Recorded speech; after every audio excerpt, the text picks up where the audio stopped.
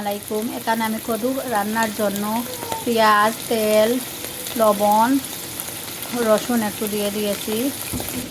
এই হলো আমার কদু। এই হলো চিংড়িগুলো ভেজে নিব। একটু হলুদ দিয়ে দিলাম, কাঁচামরিচ দিলাম। এখন আমি কদু কাঢ়ি লিছি বাগারও।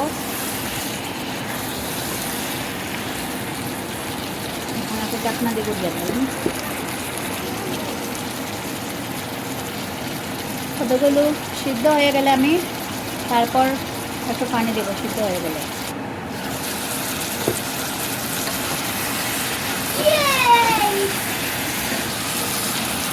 এখানে আমি পানি ফেলাইছি। কিন্তু আমি বাকুড়ো দিছি, বাট আমি পয়লা ভিতরে হয়েছি না। আমি পিসাগুলো দিয়ে দিয়েছি।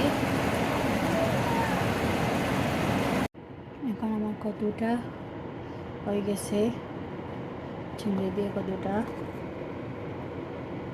সাথে একটু ডুলা পাতা দিলাইছি।